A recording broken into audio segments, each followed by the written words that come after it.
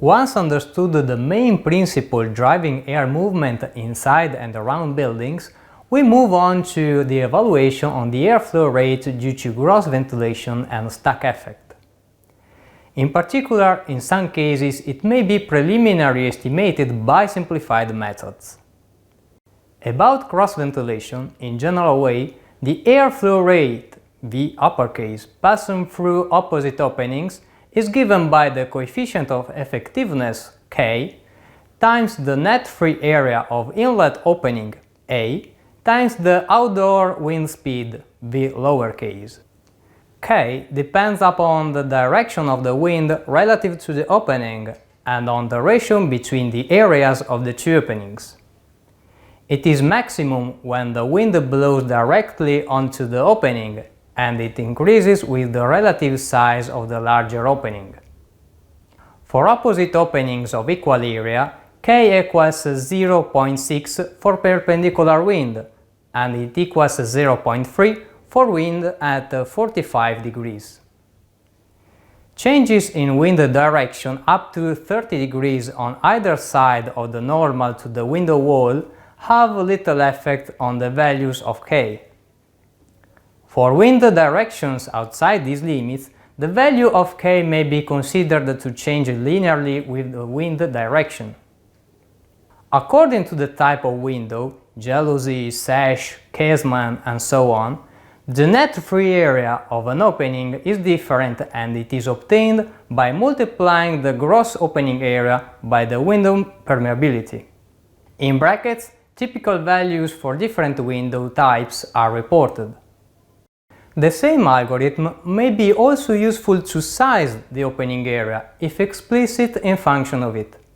Let's move on to an example.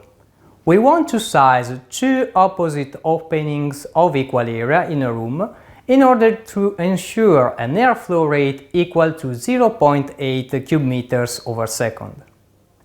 Let's assume that outdoor wind velocity is equal to 2 meters over second and its incident angle is 45 degrees, so K is equal to 0.3.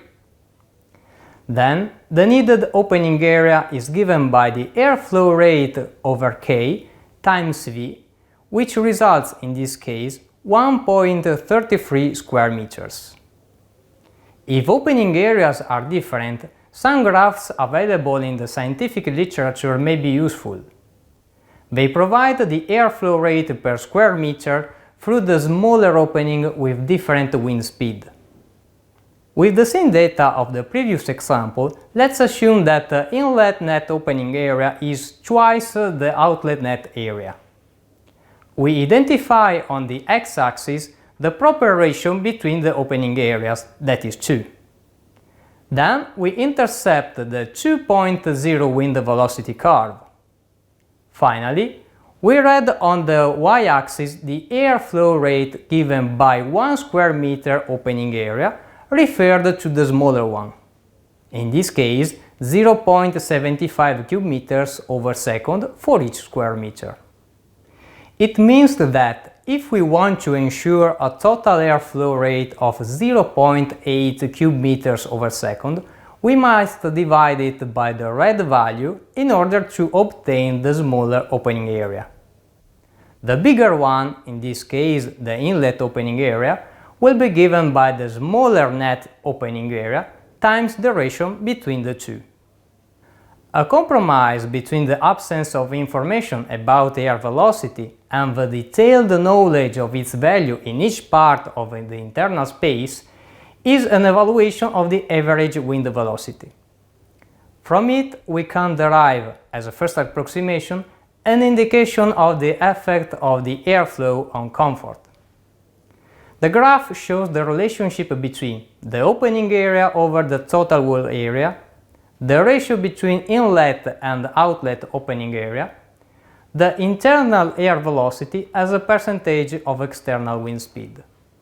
It refers to a cross-ventilated room with two center opposite openings. For different relative location of openings, the obtained value has to be properly corrected by the factors reported in the table according to the wind direction. Moreover, louvers used for protection against direct solar gains significantly affect the average indoor airspeed and the airstream pattern.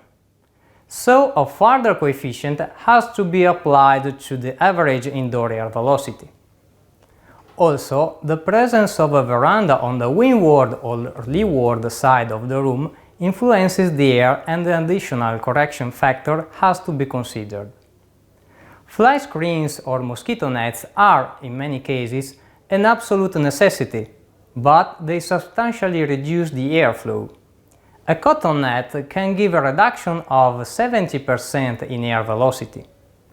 A smooth nylon net is better, with a reduction factor of about 40% of the airflow rate and about 35% of the average indoor airspeed, as shown in the graph.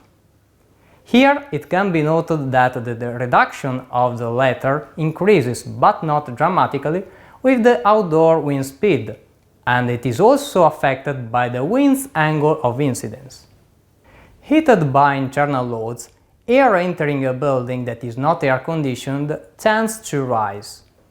This because it warms up and its density, and therefore its weight, is lower than that of the outside air. If there is an opening at the top, the warm air escapes through it and is replaced by the outer, colder and heavy air, which enters from the bottom. In this way, the stack effect occurs.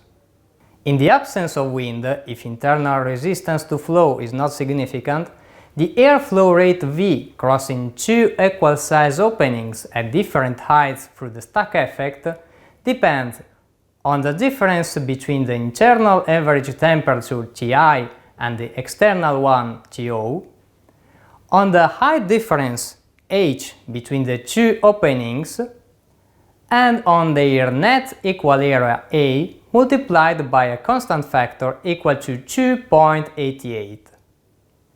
If the inlet and outlet area are not equal, the airflow is first determined using the smallest of the two areas, and then, according to the ratio between them, the percentage of the flow increase can be provided by a graph. Where appropriate, the same correction factors for louvers and fly screens as for cross ventilation should be applied. Since the airflow increases with the stack height and the temperature difference, the height difference H between the two openings should be increased as much as possible, as should their size. Because of the explained law which drives the stack effect, the related flow rate may be enhanced by increasing the temperature difference between inside and outside. To reach this goal, a solar chimney may be provided, exploiting in this way solar energy to heat the rising airflow. The actual airflow in a building results from the combined action of stack effect and wind forces. The two effects may either reinforce or oppose each other, depending on the direction of the wind and whether the internal or external temperature is higher. When acting simultaneously, the resulting airflow rate through the building can be calculated as the square root of the sum of the two squared airflow rates. In conclusion, stack effect and cross ventilation may widely affect airflow through buildings. Hence, designers should preliminarily evaluate their magnitude also by using the presented methods.